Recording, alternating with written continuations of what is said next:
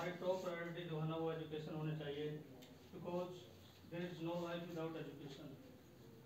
बाबा साहब ने ये संदेश हमें दिया है कि एजुकेशन के बगैर ज़िंदगी का कोई मकसद नहीं है। हम तमाम तरह की विकास, प्रोग्रेस, तरक्की और दुनिया को जानने का जो मंत्र है वो एजुकेशन ही है। शिक्षा के बगैर कुछ भी सार्थक नहीं है। इसलिए मेरी आप सभी बच्चों से यही गुजारिश है कि आप जो है ना शिक्षा के प्रति बहुत सचेत रहें और अच्छे से अच्छे जो है ना अपने पूरे एफर्ट्स लगा के एजुकेशन को प्राप्त करने की कोशिश करते रहें। धन्यवाद।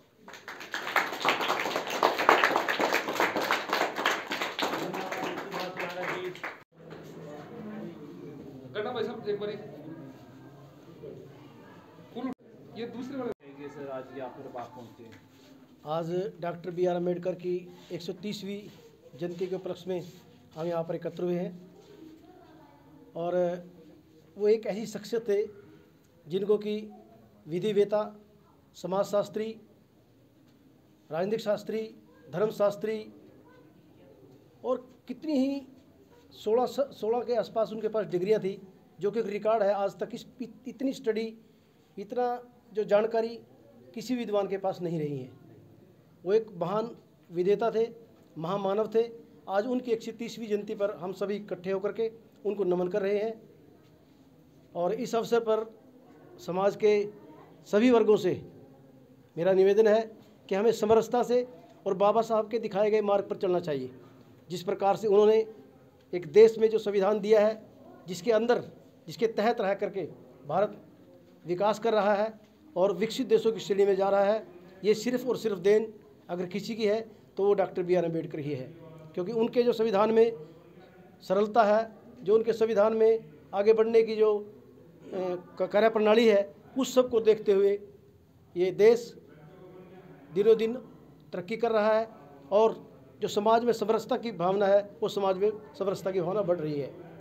मेरा निवेदन आम जन से भी है, जो दलित समाज से दूसरा वर्ग है, उससे भी निवेदन है कि बाबा साहब को आज के दिन पढ़ना चाहिए, क्योंकि वो पढ़ेंगे तभी उनको पता चलेगा बाबा साहब ने स्त्रियों के लिए क्या किया है, बाबा साहब ने आम जनमानस के लिए क्या है, किसानों के लिए क्या सोच थी, धारा 370 के लिए क्या सोच थी, और जितने भी विषय रहे हैं, चाहे वो देश के अंदर के विषय हो या देश के बाहर के विषय हो, सब में बाबा साहब का एक जो विचार था वो बहुत व्यापक था। और इन्हीं भावनाओं को लेकर के आज हम बाबा साहब की जयंती पर पूर्ण समाज से निवेदन करते हैं कि बाबा साहब को केवल एक वर्ग, एक समुदाय या एक किसी जाति विशेष से ना जोड़ करके पूरे देश का और पूरे विश्व का, क्योंकि सिंबल ऑफ नॉलेज की उपाधि उन्हें मिली है। उन्होंने 1000 दिन में 16,000 किताबें पढ़ने का रिकॉर्ड उनके नाम है।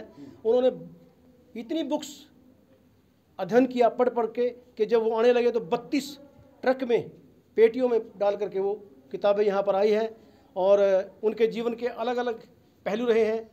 बचपन में लेकर के जो तिरस्कार उन्होंने सहन किया है, जवानी में भी इसी प्रकार के सहन किया है।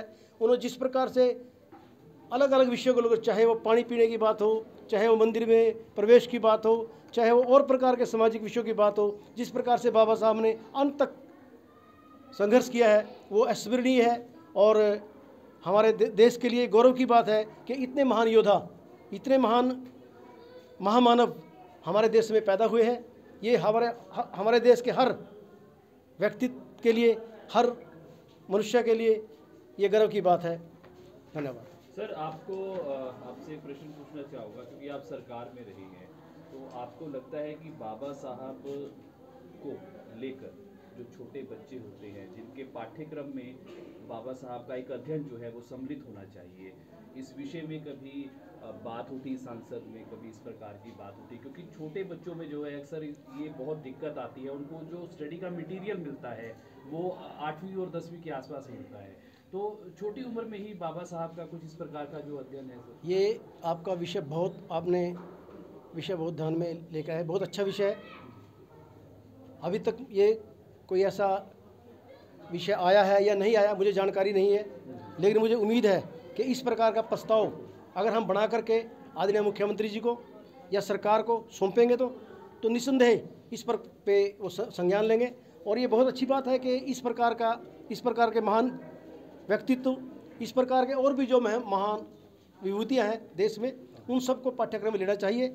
और आज के दिन इस प्रकार के निस्संदेह अगर मुख्यमंत्री जी से, सरकार से जहाँ भी हम बात करेंगे तो इस विषय को वो सुनेंगे और इस विषय पर विचार करेंगे। प्रदेश के लोगों को बाबा साहब के दिखाए हुए रास्ते पर चलना चाहिए और केवल प्रदेश के लोगों को एक विशेष वर्ग से ही बाबा साहब की तुलना या उनसे नहीं जोड़ना चाहिए। बाबा साहब को पढ़ना चाहिए। वो कितने बड़े अर्थशास्त्री थे, कितने बड़े कानून के ज्ञाता थे, कितने बड़े वो समाजशास्त्री थे, कितने बड़े वो राजनीतिक क्षेत्र के ज्ञाता थे और भी विभिन्न विषयों पर आज तक बाबा साहब को जिन्होंने पढ़ा है वो जीवन में बहुत कुछ हासिल उन्होंने किया है। और मेरा प्रदेश भर के सभी साथियों से, माताओं से, बहनों से, सभी बुजुर्गों से निवेदन है कि बाबा साहब को पॉजिटिव में लेकर के पढ़ें और अपने जीवन में उतारने का काम करें।